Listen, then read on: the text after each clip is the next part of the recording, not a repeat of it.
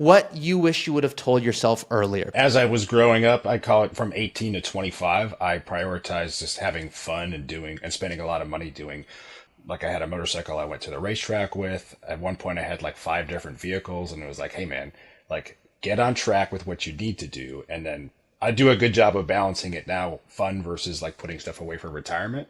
But when you're young, start out early and save early and maybe budget more towards your retirement because it's only going to compound when you're young. So if I had started when I was 18 to 25 and gotten the largest amount back then, I'd be in a better spot. So that way, maybe now it's and like I said, I have a good time balancing it with fun, but maybe now I could prioritize more fun versus just socking away a ton of money. This series, Road to Retirement, is designed to hear from people like you.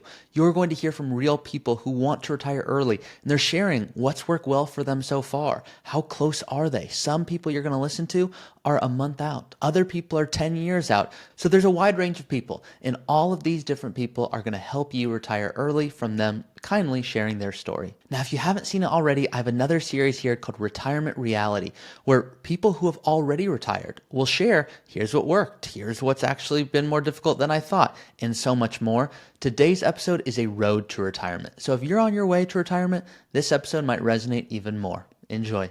My guest today is 34 years old. That's different from a lot of guests I've had on the show. I've had people in their 60s, 50s, 40s. I even had one guest who was turning 70 the week I spoke to him. That's what's cool about the show. Andy shares mistakes he made and how he wished that even though he could do things differently, he's glad it worked out the way he did. And fun fact, he wants to buy a plane. Now, here's my only ask. You're about to hear his story and kindly shares his investments and what he's really looking for and wants to make sure he's not missing anything.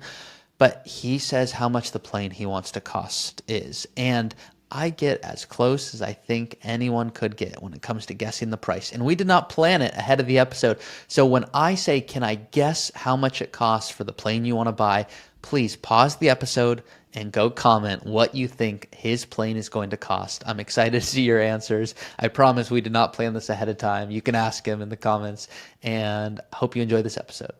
Andy, thank you so much for joining an episode of Road to Retirement. It's fun for me to get to record these episodes because I get to ask all the burning questions in my head that I imagine you're thinking, and you get to validate them or go, you're completely nuts, you're missing it, here's what I'm actually worried about. It's not healthcare, it's what the heck am I going to do? Or it's not actually purpose, it's just financially, am I in a good spot? So we're excited. Please, everyone, go in the comments below. If there's questions that you're like, all right, you're missing the boat big time, you got to be asking these, I will take that under consideration. I'm not going to guarantee it. If it's what's your favorite soccer team? You guys know I do those separate episodes. But jokes aside, I'm excited to have you here, Andy. And I ask all my guests the same question first, which is, what are you most excited to spend your time doing once you're retired? Man, all right. Well, I mean, really, I think the most important thing is spending time with people you care about and your family. So it's actually a really poignant question because I just got out of the military probably about 6 months ago. And I spent a lot of time away from family and away from people I care about. So having control of my time and being able to choose who and when I spend my time with, if that makes sense. So yeah. Love that. Love that. Thank you, first of all, for your service. Truly, if you didn't do what you did, I couldn't do what I do. So truly, thank you. Now, one of the things that comes up often is, okay, what am I going to actually do in retirement? Then there's the financially, am I in a position to actually make it there? Before we get into that stuff, which of course is fun to talk about, fun for me as a weird retirement advisor, I want to know, do you have like a retirement date where you're like, I want to be done by X date? Is it more financially when I can make it happen? How are you viewing that timing? Yeah, so I kind of look at it. I have a big spreadsheet that I do all my planning in. I've done planning in that spreadsheet. It's not anything like super technical. It's just an Excel spreadsheet that I've been doing since I was like 15 or 16 years old. So it's the same thing and it's evolved for a long time.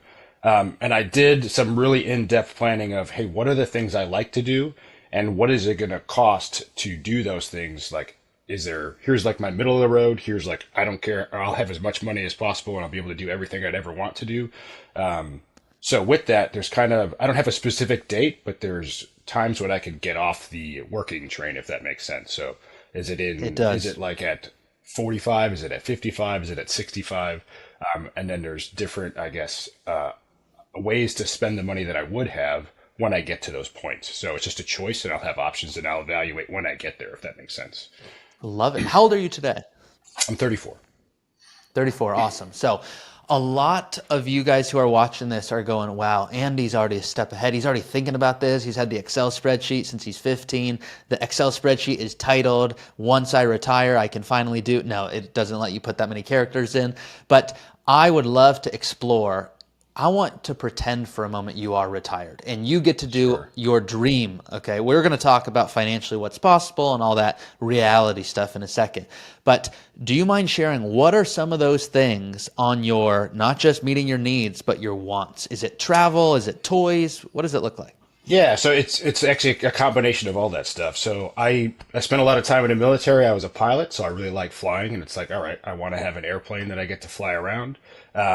My dad's actually, I think, well, he retires here in I think coming up in June, and he's one of his dreams was getting a catamaran to sail around the world, or at least around Europe and Italy. That's where I'm from. So it's like, oh, it'd be awesome to have something like that, more so for the experiences than just like the boat itself.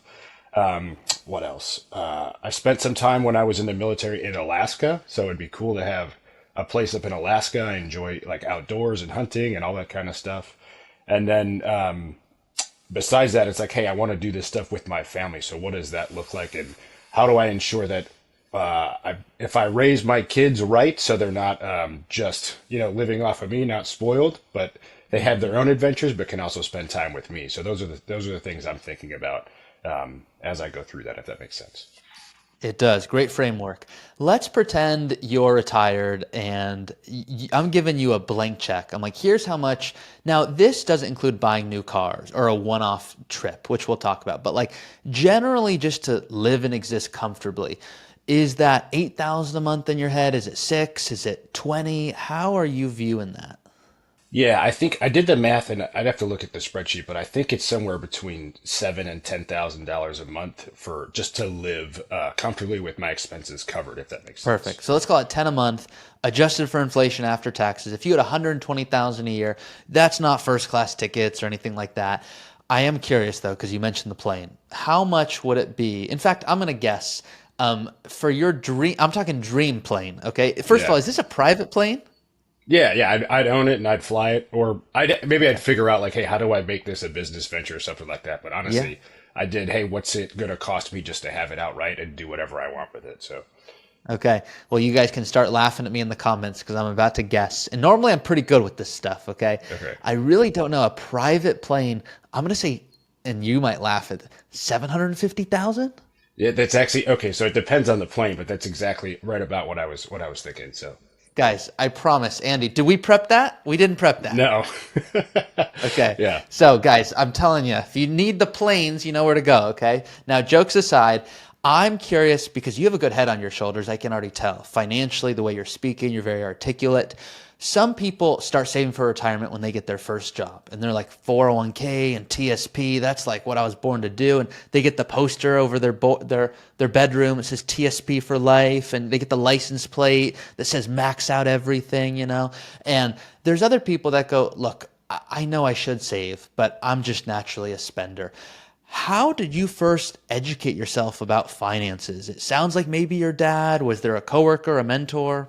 See, I think it was more my mom. She was the one who talked to me about saving money, and when you're young, like you have no ability to, I guess, delayed gratification. So, it was definitely a yin and yang or a struggle to do that in the beginning, but I did a good job of saving money, starting out when I first got my job when I got into the military at 20 or 21 or 22. So I can't remember if I was maxing the TSP or just putting something into it. And then I think quickly thereafter, probably 24 or 25, I started maxing the TSP. And for me, I always did Roth. So I did whatever the maximum allowable amount was. So I did the Roth from the beginning. Um, as I got out of the military, I had to, just for like a year, I had to stop contributing because I had some other things that I was trying to achieve before I got out. But now that I'm out of the military, I'm again maxing the Roth and then just putting a bunch of money into a brokerage account. I also have real estate, so I've got a house that I rent out in San Diego. So just building the different income streams is kind of what I'm looking at right now. Love that. Okay, we're going to have to talk about real estate for just a moment because I have a story I like to tell here. But first, before I go there, was the military always, was that the plan? And what's it been like since being out of the military to kind of explore another career? Yeah, so the military, I don't think it was always the plan. When I was about 16 or 17, all my friends started joining the Marines. So I initially wanted to join with them. This is a dumb story, but I was 17, young and doing just having the best time of my life, and I Yeah. bought a motorcycle kind of against my mom's wishes, and then Sorry, Mom. I promptly crashed my motorcycle like 2 days later. Not too much bad things happened, but I got a lot of road rash, and I was trying to go into military when I was 17. My mom was going to sign those papers to let me go in before I turned 18, but then she's like, "Nah, I'm not signing that. You're too dumb. You're not making good decisions." But that was a good thing, kind of a blessing in disguise, because with that, she really wanted me to go to college and get a degree. So I was able to actually get an ROTC scholarship, so they paid for my college. Amazing.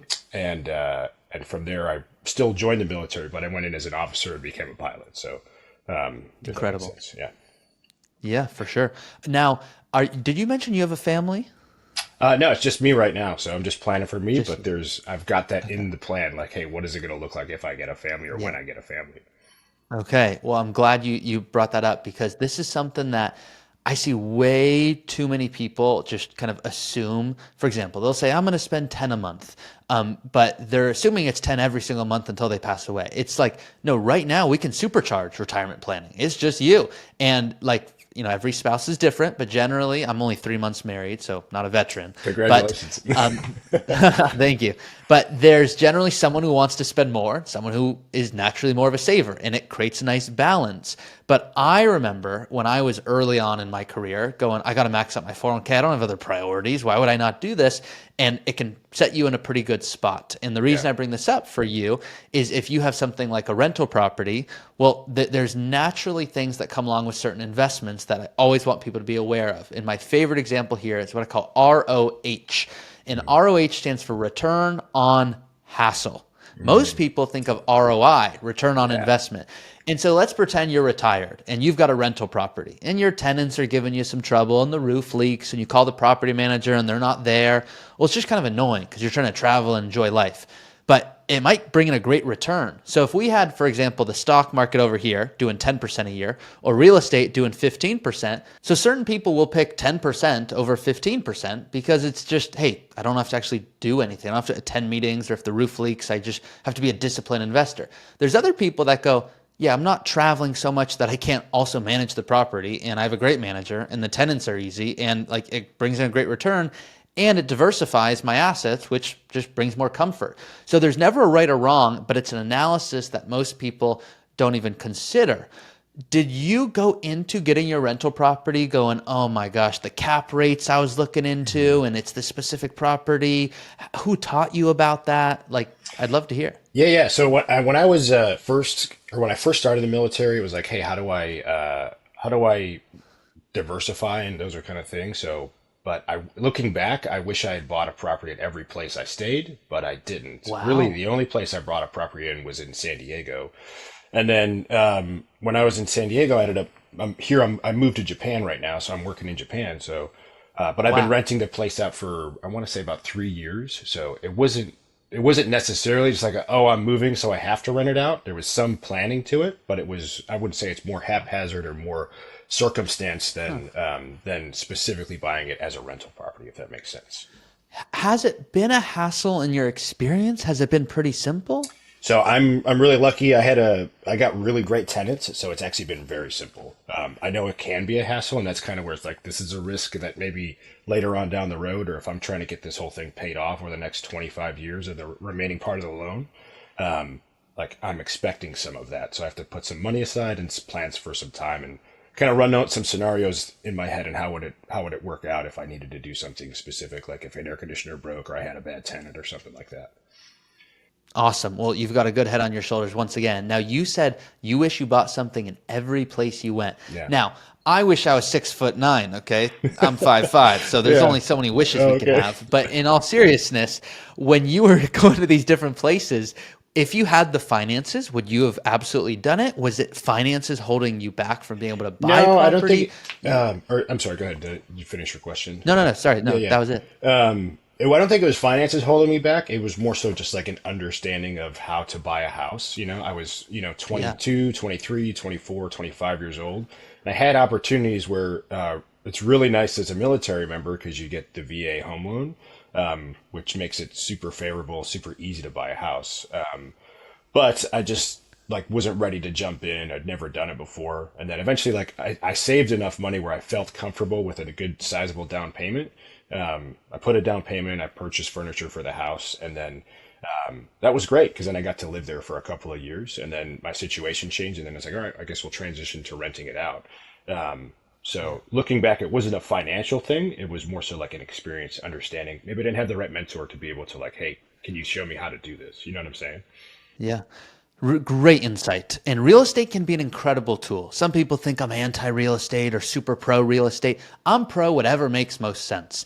And there are situations where someone will tell me, Ari, I should really get rid of this property. I know. I go, no, it's not really bothering you. The return's better than the stock market and it's actually more consistent. So based off of your plan, this makes tons of sense. There's other people that go, Ari, I'm getting cash flow every month. I go, you've had 6 things break in the last 9 months and you think you're coming out on top, but you're losing money. So it actually is about the property and identifying the right one, just like it sounds like you did. In San Diego, nice spot to have. So Yeah, kudos to you. Let's switch gears a little bit.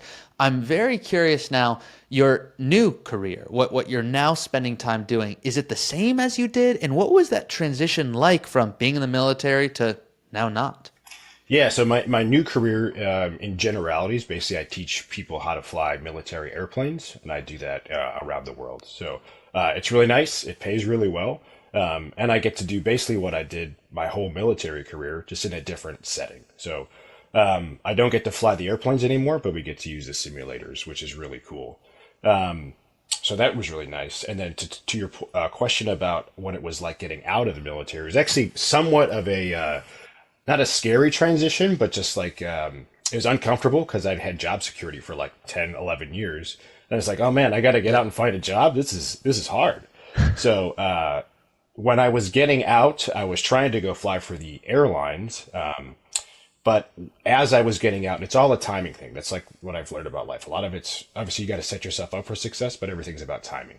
So when I got out, hiring basically slowed down a lot. So it was like, okay, if I'm going to get out, I'm not willing to have a gap in employment just to try to do this thing. So I looked at other means and had a plan A, plan B, plan C, all the way down. So basically, I went with plan B. It actually ends up being it pays a little better initially, which I think is great. And then there's always the option to continue and try to go for the airlines and kind of split these 2 jobs or find other things as well. So that was going to be one of my questions is like, how do I evaluate Yeah. which job I want to have or trying to split this in the timing of that? I don't know if I'll necessarily have a choice always in the timing, but if I had an option, like when's the best time to do that transition to doing both or keeping one or the other? So yeah, yeah. You're absolutely right. Timing is everything. I have a story that I like to tell, and I know I've told it a gazillion times, but I'm telling it again because it really changed this one client's life. And if they know who they are listening, thank you for living this life because now I get to tell this story. So they were debating, do I take this job? They weren't in the military, but they were in a very high stress career, making about 400,000 a year. So they're like, I'm crushing it. I can't leave. I mean, it's just such good income. And they said, I'd really love to do this other role, but it only paid about 125,000 a year. So they were thinking, I really should take it for my emotional sense and all that. But they went, look, I know I should, but I just can't do it. Like 400,000 is just so much. So guess what they did? They kept working and their health got worse and got worse. And they eventually said, you know what? I'm going to do this other role. And when they wanted to do it at that time, that was not available. So then they worked a few more years and the stress increased. And now they're like, okay, great. I've saved a ton of money. I'm doing something else. And when they wanted to do that other thing, their health didn't really allow them to do it. They wanted to be, I think it was like a hiking guide at some fancy spot. So they were now like, okay, this isn't really an option for me anymore, but what else can I do? And they fortunately found something else that they enjoyed doing. I won't say what it is, but what they did was bringing in way less money. I'm talking like 40,000 a year instead of $400,000 a year. And because they supercharged their retirement so well at the beginning, if they just kept making 400,000 a year, which at this point they were in their 40s, so like they could easily have done that for 20 more years, they would have died with so much money. I mean, they're nowhere close to dying now, but they would have so many millions that I can assure you they would feel regret. So I talked to them and I talked to their friends now about this rule of 72, which is a concept that I really like to discuss. Have you heard of this rule? I think so. If it's a specific one we're Okay. talking about, I'll hear what So you say. yeah, so basically what it is it tells you how long it takes to double your money. Yeah. So if you take 10 divided by 72, that's 7 years, and your money historically will double. So what this allows you to do is, let's pretend you're 34. I'm just going to use your math for a second. Obviously, I don't know how much you have saved, but pretend you found a job that paid less, but you enjoyed it more. Traditionally, people would go, well, that's a hard decision to pass off. And you might go, I don't have a family today, I can do it anyways. But if you didn't have to do it and you would still be okay, it's worth considering. And you've already got this rental property. It sounds like you've already saved a good amount. You've been doing Roth every year but one. So in this case, let's just take a hypothetical and say you've saved 500,000 to a 401k, and let's say 200,000 to a superhero account, which is my favorite account. That's a brokerage account. Your 500,000, if that doubled, you're 34, 41, it's now a million. A million is now 2 million when you're 41. 41, there's 2 million. You can't really tap into it. So it just feels good to have it, but you're going to pay crazy penalties. So the reason I tell this story is you can be on track for life and all these fun things, but it doesn't mean you should retire. It means you should consider what job is going to give you the most enjoyment, because at this point, you've already saved and invested well. However, pretend you had nothing and you're like, I'm just starting out. Okay, well, it might make sense to take that higher paying career because you've got to get the bulk of those savings at the beginning. So this is why I love this stuff, because I saw someone took a job that unfortunately put them in a tough health spot when they would have been more than fine if they had taken the role at the beginning, which then wasn't even an option later. So certain jobs allow for flexibility like that, certain jobs don't. But it's tough to make that call and take the job that pays less, even if you know you'll enjoy it more, if you're not really understanding your financial picture. So that's something that I urge people to consider, which is having that superhero account. Have you heard me talk about that at all? Yeah, I've watched a lot of your episodes, and that's exactly what I'm doing. Because I can only contribute a relatively fixed amount to my Roth IRA. The rest is basically going into a brokerage account, and then I'm saving just some cash for for emergencies and all those kind of things. So, what was I going to say? Your numbers were very close to where I'm at, so that's very accurate. And then I had a question, but I can't remember it. But yeah, the superhero account. Oh yeah, here's my question. The superhero account. So at a certain point, it's like, I can only put so much into my retirement, which eventually I can only withdraw either at like 55 or 59 and a half or whatever. You can't do the early withdrawals. So then it's like, okay, do I just put all this into a brokerage account? Do I look for good opportunities? Because since I'd say, quote unquote, I'm at the beginning of my career, I'm early on in my retirement journey. It seems like, watching, people can get obsessed about it. They're like, they focus on it too much. They look at it every day. It's like, all right, I got 30 years plus to have this work. And I don't want to get off the rails on some random either tangent or something that's going to negate the gains I could make or the gains I can plan for something that I think is going to do much better in the short term, but probably not. It's not necessarily guaranteed. And none of this stuff is guaranteed, but it's like, the get rich quick scheme. How do I just stick to the good stuff that's going to work? You know what I'm saying? Yeah, I do. You're articulating it so well. And I'm going to give you my thoughts, but I believe all of you who watch my content have incredible thoughts as well. So what would you tell Andy before I give you my answers? Guys, you can let him know. And you can let him know that if those numbers are close, here's the reality. What do you want to do? You want to optimize kind of everything you've worked so hard for? Who doesn't? And how do we weigh that with flexibility? Because what you could do is you could absolutely go get another job where maybe you're working for an airline and your hours are stressful. You can't really get a family maybe, or you can, but it's more difficult. You max out a 401k. You're only adding to a bigger tax burden as I see it. If most of your money is already in, even if it's Roth dollars, I'm like, awesome. You can always touch the principal, but it doesn't mean you should, because it's the best account for tax-free growth. Now, I put out a fun episode, at least I thought it was fun, a little bit ago, and it showed that so many people don't even pull from their Roth, meaning it's their best account, but they're like, I should let it grow. So then they don't even end up using it, which is like, well, then what's the point?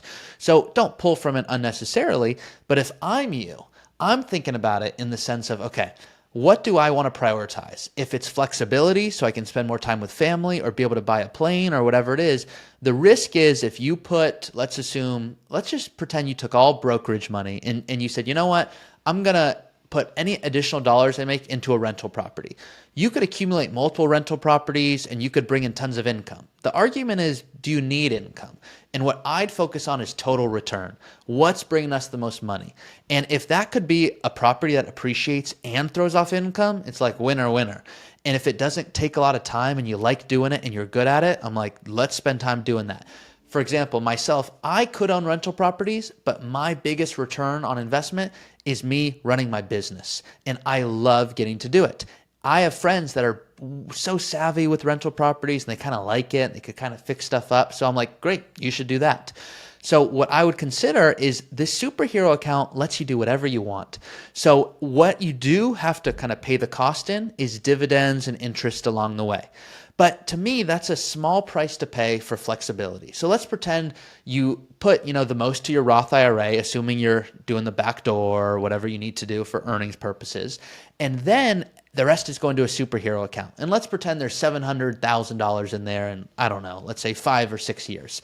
And that otherwise could have gone to a qualified account. I'm like, Andy, your qualified account, your 401k or TSP, should I say, your Roth IRA, not saying you're kind of good, but like, look, that 500 becomes a million, becomes 2, becomes 4. Like, I'm not saying don't save another dollar there, but kind of close to that. Like, you're just going to add to more money you can't touch. And you're going to be, 55, 59 and a half when you really start pulling from it. Ideally, potentially even longer. The superhero account, the reason I love it is it can act like a Roth IRA because of something called tax gain harvesting. Have you heard of that before? I have, but I haven't delved deep enough into details to understand exactly how I would actually execute it as I get Yes. further And into it would be my- weird, by the way, if you did, because you'd be so far ahead where it creates that analysis paralysis, to be honest. But the short answer is you want to make sure you don't lock yourself into something where if it turns out you don't love your job or you want to have a family and take time off or switch, that you can't because you have a property that you can't sell. Like, that's just a hassle. So having extra in a superhero account, I've never had someone be upset at that. The reason I am personally prioritizing my superhero account is I don't know what life's going to bring. Yeah. And I want to have the flexibility to just do whatever the heck I want to do. And this account allows you to essentially act like a Roth IRA if you use it well. So what I mean by that is, let's pretend, Andy, you said in 5 years, I'm going to have a family. I want to be able to travel, whatever it is. Maybe you don't if the kids are young and screaming in first class, but maybe you're not a first class guy. But regardless, the point here is in 5 years, you choose to sell the San Diego property. Maybe there's still a mortgage, but you come out on top and you've got $300,000-400,000 and you've been saving in your superhero. So now you have $1 million there. That's $1 million that you could choose to do whatever you want with. And theoretically, your income is zero, assuming no pension and your spouse or partner is not working.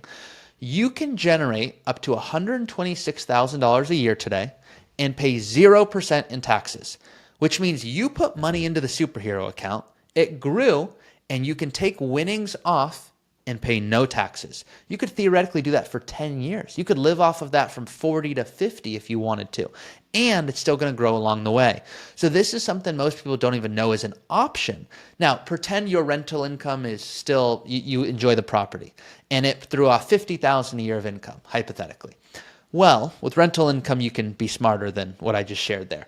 But 50,000 is coming in, and you can realize up to 126,000 tax-free. That means there's 76,000 that you would be able to pay 0% taxes on. So what you can do is ask yourself, what's going to put me in the best spot? And the risk is if you were to put too much into a TSP or 401k today, you add to a future tax burden. If you put too much into rental properties, the risk is one goes belly up or insurance or whatever you have it. You can't sell one and the timing isn't right. And now you're having to work a job you don't necessarily need. So I'm almost thinking if the goal is to buy a plane one day, or if the goal is to start to experiment what you actually love doing with your family, the superhero account is the best option to start doing those things. So that's how I would look at it from a kind of defensive, flexible perspective, but you could try to optimize to the nth degree and convert perfectly at the right age. But I find that's what happens to people. What happens to those people, excuse me, is what you mentioned earlier, where it's you're looking at your account every day. And I'll be honest, some of my best clients, they forgot their passwords. Like they do not log in. They're like, it's actually better for me. It's on autopilot. So what I would encourage you to do is have a certain amount of money in what's called sleep number money. It's not even a math equation. It's like, what amount do you sleep well at night having? Let's pretend it's 30,000 all the time. Great. That's that. Anything beyond that, I personally do this, goes to my superhero account. And then I can start to go, okay, did I spend enough on what I wanted this year? Not just like, okay, bills and groceries, but like how much of what I brought in did I spend on me for like fun? Because I deserve that. Beyond that, I'm going, okay, I lived comfortably today. How much do I want to potentially save for my future versus enjoy today more? And I get to make that decision. So I would urge you to understand you're in a great spot. Adding more money to a qualified account might feel good. It might even feel weird. Maxing out a Roth IRA and doing those on paper financial decisions, there's nothing wrong with that. You'd still be ahead of 99% of people. But considering this superhero account and the tax benefits from this is something I would not overlook. Okay. Okay. Yeah, and I'm a visual slash particular, so we'd have to for me, I'd have to sit down and understand all like, hey, how's this going to play out over the next 10, 20, 30 years and see what it looks like. Yes, I'm a visual learner as well. And many of you guys who are in my academy, you know the reason I love that software tool is to be able to show and use that in that exact way Andy shared. So if you're not enrolled in that already, I'd recommend checking that out in the description below.